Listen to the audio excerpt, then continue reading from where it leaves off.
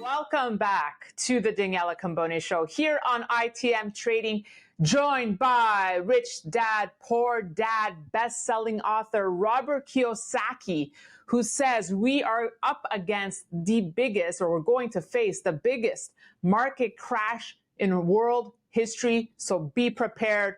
Robert Kiyosaki, always good to be with you. So nice to see you, my friend. Yeah, and I missed you, man. Where have you been? I took a little bit of a vacation this summer, and now we're just off to the races. And I said, we got to start with the fall lineup. And that's why I gave you a call. Well, thank you. I appreciate it. There's so much happening. It's even worse than when you left. Worse than when I came to visit you at your beautiful estate in Phoenix. That was such a wonderful day, Robert. And I promise I'm going to be back soon. First and foremost, but before we talk about all this ugly stuff happening, how are you? How was your summer? The summer was, great, but I live through YouTube now. You know what I mean? There's so much going on in the world that's what I was asking you what's happening in New York and what's happening in San Francisco. And I called my travel agent and I said, I think I'm going to take a tour of San Francisco. She goes, why? And then, and then I was seeing this other video or YouTube thing about what's happening in New York City. And you said it so accurately. You know, New York is in lag 10 years behind San Francisco.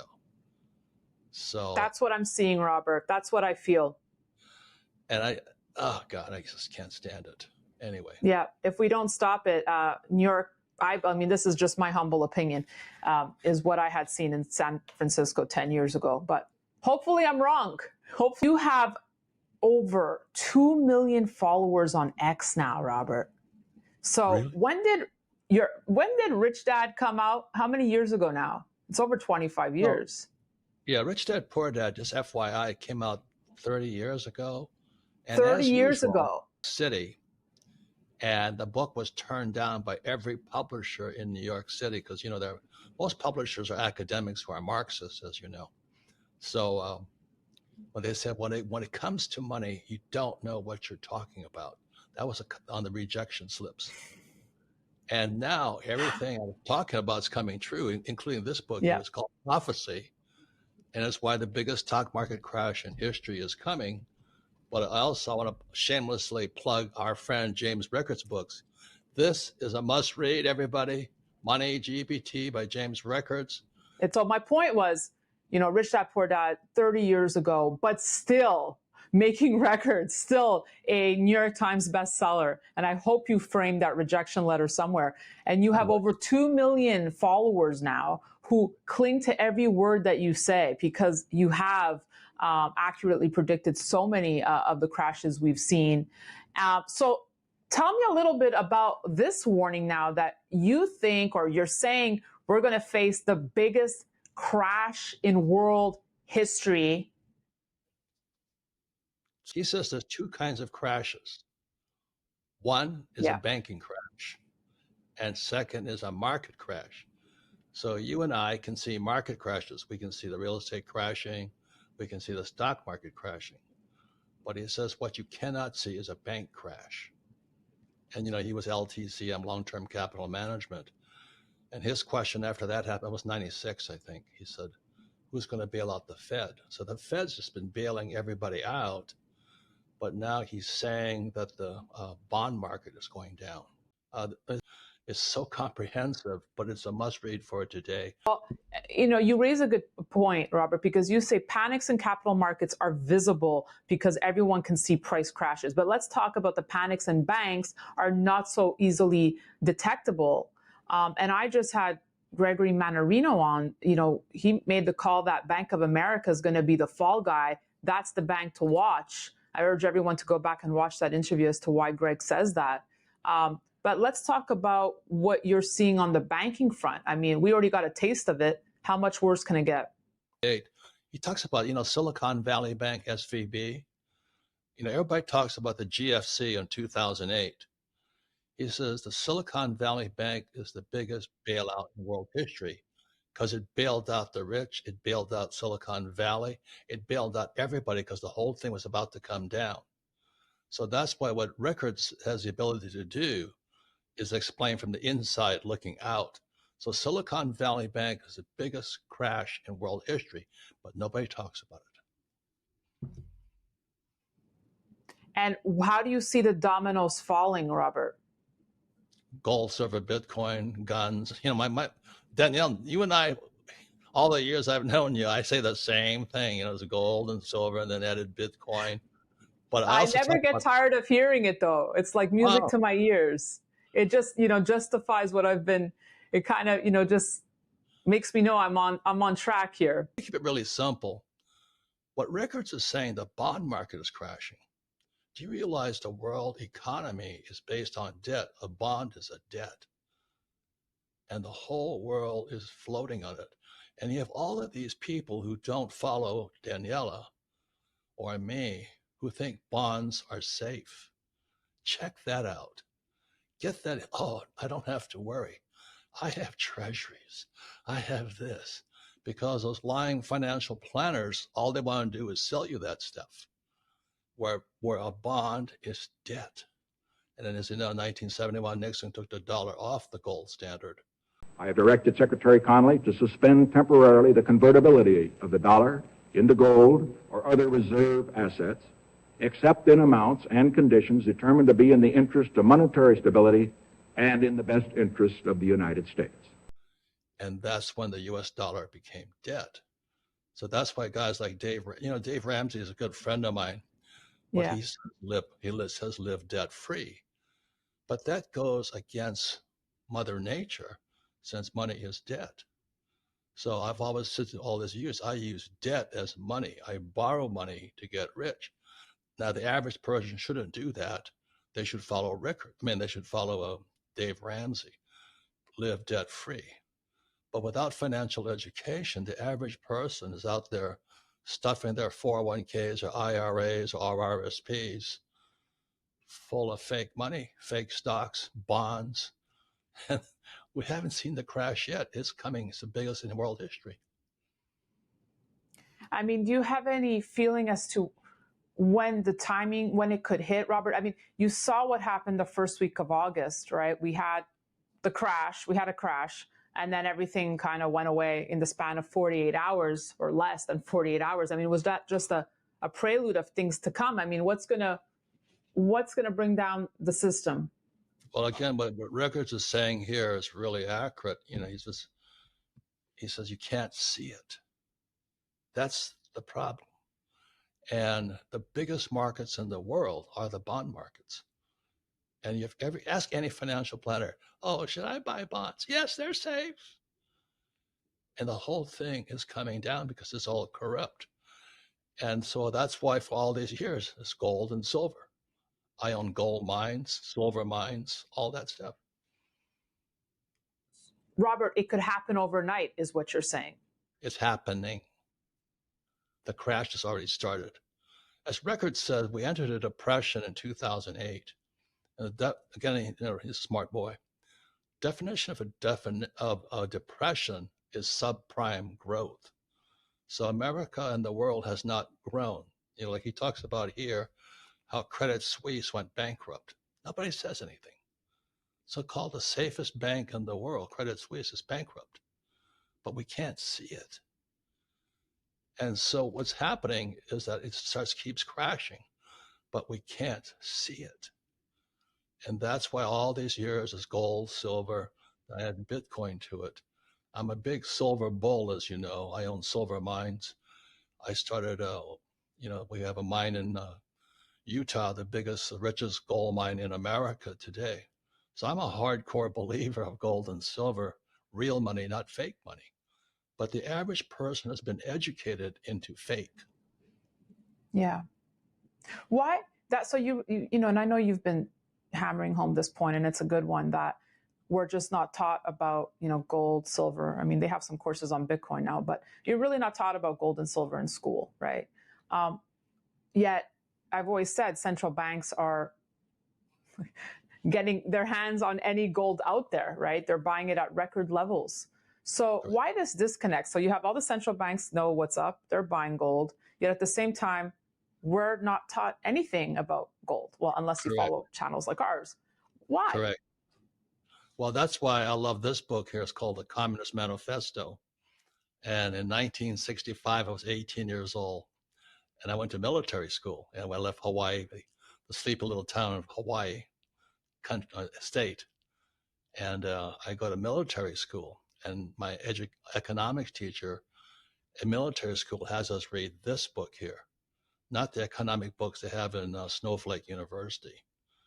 I read this book here in 1965 and went, oh my God, my family are Marxists. And you go, so I come home and I tell poor dad he's a Marxist. It didn't go well, but they're good people. They think they're doing the right thing. So let me give you the definition of a Marxist. You believe in taxation. And the first thing that Biden did was he appointed 88,000 IRS agents. That's a Marxist.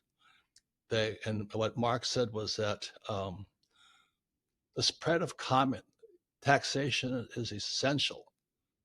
Taxation is essential for the spread of communism. And America was founded as a tax revolution. 1773, there was a thing called the Boston Tea Party. Americans always fight taxes. And during the last election, when my friend Donald Trump was running against Hillary, I don't know if she's a Nazi or a Marxist, but I don't know when she's one of them.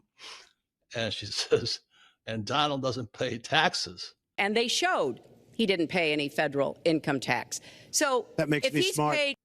This is America where you have the rich and the poor, but it all starts in what he talks about in here was for Marxism to take over America. It had to come through our education system. So what happened in 1930 was Columbia University's Teachers College. This is after Marx had passed on. 1930, Columbia University imported Marxist teachers from Germany to teach their teachers. So that was 1930, and you're young to remember this, but around 62, 63, 64, protests started breaking out all across America. So I flew in Vietnam as a Marine pilot. And when I came home, I didn't get a welcome home. I got spit on, hit with eggs and all this stuff at Norton Air Force Base, right north of San Francisco, by all those hippies from Woodstock. I went, oh my God, what he said back in 1848 is coming true. So we're now Marxists. You look at Kamala, she's a hardcore Marxist. Hardcore. She's tried pitching price controls. Doesn't she know that every time you have price controls, the economy crashes? But no, she's Kamala. She's a woman. She's black. I don't know if she's black or purple or green, but anyway, she's an interesting character. And we'll get back to the election in a second, but you just, to your point about the schools, I love when you tweeted this Winston Churchill quote. You said birds raised in cages think flying is a disease, right? And this just goes back to your real thesis that you've always said the problem stems from the schools and that teachers were raised in cages.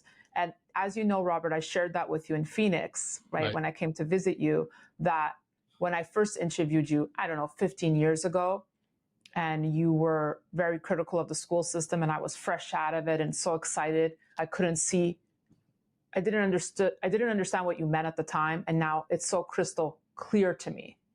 Right. So if I can share this, because I kept thinking about it, and I went to one of the best journalism schools, ranked number 1 in Canada. But if I reflect back, the professors were all products of the CBC, the Canadian Broadcasting Corporation, a state-funded news organization. They go back, they teach in the school. They pick the interns that are like-minded, that think like them. Those interns go to work at the CBC, go back into the school system. It's a vicious cycle. There will never be change. There won't be people who think outside the box. You're absolutely right. Right. I've heard that. Interesting to talk about journalism, but that's one of the hotbeds of Marxism. And that's why, Trump says whatever he says and all this. I go around with is Make America Great Again. And I was just with Bobby Kennedy in Dallas, and he's saying, make America healthy again. Right. And Kamala says, well, let's put in price controls. Going, did you read? Yeah, she should read this book here. She should read it. Every teacher should read this book. Every teacher should read this book. Find out who you are. So, Robert, we started by saying you're afraid that we're going up against the biggest crash in world history. Will your mind change or your thesis change depending on the outcome of the election? No. And, Daniela, you and I both know the problem is beyond any politician at this point. The reason for all these years I've known, I kept saying buy gold and silver. And, I think silver is still the best. It's the most underpriced. I remember silver when it was $50 an ounce, and even today it's $30. Still underpriced. And it's an industrial metal used by, every solar cell company and electric company and batteries. Oh, by the way, I just bought a lithium mine because I'm getting into the EV market. How does buying a lithium mine get you in the EV market? I said, well, they use lithium. I'm a hard asset guy, basically. But all these years, the problem has been we spend too much money. The national debt of America is now $35 trillion on balance sheet. It's about $250 trillion off balance sheet when Social Security, pensions. But the problem here is this, Daniela, is that every year now, American taxpayers have to pay $1 trillion just to handle the interest on that debt. And every 100 days, Janet Yellen and what's this guy, Powell, and the president, they print $1 trillion every 90 to 100 days. We're bankrupt. That's about using a credit card to pay off your home loans. We're bankrupt. And that's why I've said go back to real money. Back then it was gold and silver. And I think the people that do that will do fine. I'm a little excessive. They talk about silver stackers and gold stackers. Well, I stack gold mine and gold and silver mines. That's why I love Vancouver, Canada. That's where all the Vancouver is where all the Frito Banditos of this mining world. That's where it's God. the heartland. When you're in Vancouver, when you shake somebody's hands, you count your fingers. I love it there. And you mentioned the U.S. debt, but look at the global debt. It's just mind-boggling. 315 trillion. That's up 21% just from the pandemic alone. And look at the purchasing power of the U.S. dollar, down 25% just in 10 years alone. Could you imagine where are we going to be 10 years from now? And people have no clue that they're losing purchasing power. No, but that's why, Daniela, everybody says, well, what's the Fed doing? I got sick and tired of hearing about the Fed. Oh, they're going to raise. And hey, the Fed's the problem. And all of these experts out there are going, oh, what's the Fed doing? What's the Fed doing? My question to all your listeners right now, what the F are you doing? Do you know what I mean? If you're listening to the Fed, you got to be crazy. Those guys are nuts. They're the problem. That's why, that they want to have end the Fed, and, because they speak about it. The Fed's the problem. Fed is Marxist. It's a central bank. But they don't teach that in school because the teachers are Marxists also. They're good people. My mom and dad were the best of people. When I was a kid, when John Kennedy came to power, he inspired, he said, ask not what your country can do for you, but ask what you can do for your country. My mom and dad quit their jobs and joined the Peace Corps, of all things, And we were kids going, how do we eat now?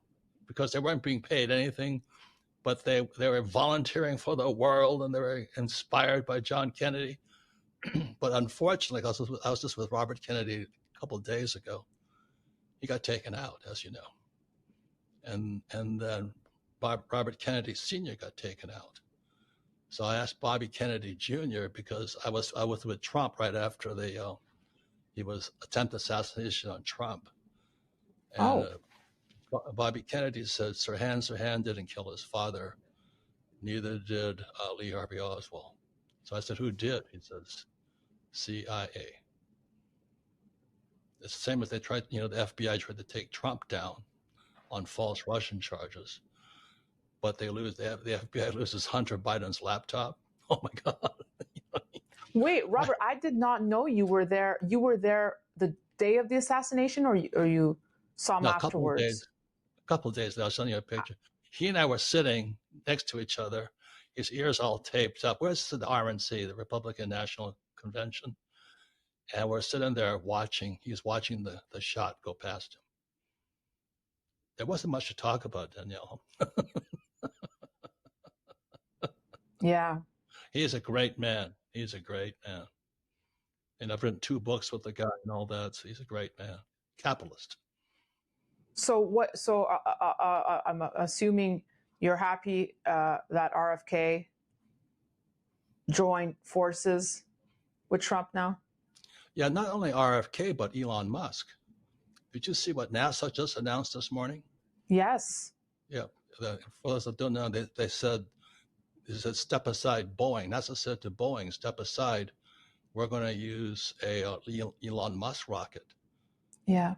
Because Boeing can't get the rocket off the launch pad. And so you have these astronauts stuck in space. So that was my ex this morning. I talked about how we need more entrepreneurs like Elon Musk.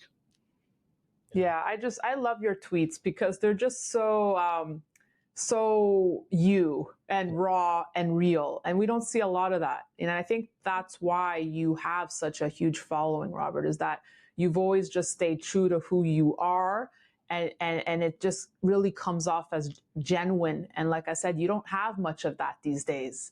Everything's so fake. Yeah. If I could tell a quick story that you've heard before, but this is when I was flying in Vietnam, and because I believe we're out there fighting for America, and I'm on this carrier in the South China Sea. We're getting our asses kicked. The NVA is running south. They're kicking our butts. And my rich dad sends me this letter. He says, hey, watch out. Nixon took the dollar off the gold standard. That was August 15th, 1971. I had no idea what he was talking about, because Americans don't know about gold, because in 1971, it was illegal for Americans to own gold. So my rich dad tells me all that. I'm going, my poor dad's saying, come back and go to get a job, So what happens, my co-pilot, I looked at the map of Vietnam. The NVA is running south. They're kicking our asses. And we find this little pick and shovel with AAU. It says gold mine. And gold at that time was $50 an ounce. It was floating, from 35 to 50. And so I said, well, let's go there and see if we can get, we can buy some gold on the cheap because it's directly from the mine. So Marine pilots are not the brightest guys on earth. We're not Top Gun guys. We're just helicopter pilots. So I said, there's only one problem. That gold mine is behind enemy lines. I said, well, if we go in quick, we can get out of there, So that's why I belong in Vancouver, British Columbia. There's a mine there. So I go, so here, my co-pilot and I, like idiots, we fly behind enemy lines. There's crap all over the place. We land, and we're walking through this little village, bamboo, tall bamboo and all this, and all these villagers are standing there. We took off all our weapons. We just had T-shirts and pants on. We're smiling at all the Vietnamese, I don't know who they are, Viet Cong or NVA and all this. They're going, what the hell are you guys doing here? I said, we come as capitalists. We come as capitalists. So I walk up to the window of this the gold mine sales office. It's a little bamboo shack. And it's a little Vietnamese woman there with red teeth because they chew betel nuts. And I walk up to her, I say, how much? She says, spot. Spot. I said, what does spot mean? And I said, $50. I said, well, I'm behind enemy lines. Maybe I can get a bargain. So I offered her $38. And she went, spot. I said, F the spot mean. So I tried 40. She goes, spot. And that woman educated me on money more than any college education I ever had. Can you? I love that story. Absolutely love that story. Well, that last part about it. Then I hear this screaming and yelling. Now we're behind enemy lines. So I figured this might be my last day on Earth, because we're unarmed now, like Marines. It's not the brightest guys. Yeah. So we're running back. I'm going through that same bamboo village. I kicked this duck accidentally. It looked like a football going over the field goal. And we get back to my helicopter, and I said, "What's wrong? What's wrong?" I could see the NVA coming. He says, "You idiot! You parked it on a rice paddy." The damn thing was sinking. It was sinking. Oh my gosh. So we get inside, and the crew chief was the smallest of all of it, the two pilots. So the two pilots get behind the boom of this thing like this. We get behind the boom, and we're trying to push it up. And the pilot then, the crew chief, because they could all fly, he hits the starter button, and we're pushing and pushing and pushing, trying to get it unstuck, because it was in a rice paddy. And this mud is flying everywhere. Mud is everywhere. We're getting mud thrown in our faces. It's like, the wheel spinning and the mud on you going. And we finally get the thing out of this rice paddy. We park it. We climb back in. We fly back to the carrier. And we get off the carrier. We're covered in mud. And my commanding officer says, "Where have you guys been?" I said, "Don't ask." But that was a day. Oh my gosh. That was a day I became a gold bug. That's when I knew what real money was. Wow. Red tea. She says, "Spot." I went, "I got it." Yeah. Incredible. I love that story. So let me ask you this, Robert, I guess as a final thought, because, when gold was 2,000, people were coming up to me saying, "Oh, I'm just waiting for a pullback, to get into gold here." Then it went to 2,100, then went to 2,200, then it went to 2,300. I'm still hearing, just waiting for a pullback. Now, as we're speaking, we're hovering around 2,500, Robert. So what do you say to folks who are just waiting for that moment, that perfect moment to get into gold or silver? Well, don't talk to idiots. When I talk to Record, his prediction for gold is 15,000 an ounce. So like I said, I respect and trust this guy knows what he's talking about. So if he says 15,000, I just go to church and say, I believe. Well, we love Jim Rickards, and if he's watching, hi Jim, we'll see you soon. Well, because as you know, some people will get rich while the rest of the world goes poor. We're in serious trouble. But I'd rather be on the rich side than the poor side. I'll leave the final thought here is that this is called the 5 Gs. If you're going to save your butt now, the 5 Gs, number 1 is gold. You must have gold. Number 2, you must have grub, food. So I have cattle. The Fed cannot print a cattle. Number 3 is ground, real estate. I have lots of real estate. Number 4 is gasoline. I have lots of oil wells. I don't have oil stocks. And number 5, guns. It's coming to that. Every small war turns into a big war. This guy Ping Xi of China, he says his goal is to take back Taiwan. And you have a Hamas, you have Hezbollah. You have Biden took down the wall, and my friends from the Israeli Defense Forces say that Hezbollah and Hamas are streaming across our borders, America's borders right now. And you see it in New York. And so this guy Biden and Kamala could be in this, watch what they do, not what they say. But he took down the wall, and now according to IDF, Israeli Defense Forces people, America is now, they're now staging Hezbollah and Hamas terrorist groups.